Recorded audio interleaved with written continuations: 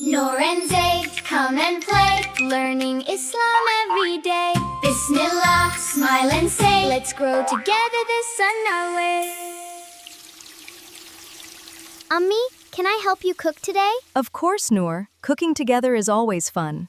I can't wait to make a delicious meal. I'm ready to start cooking. Just a moment, my dear. Did I forget something? Before we begin cooking, we say Bismillahir-Rahmanir-Rahim. Why do we say Bismillah before cooking? Because we begin our work in Allah's name. When we remember Allah, He places barakah in what we prepare and fills our hearts with gratitude.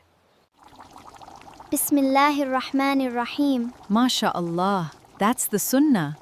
Now let's cook with love and care.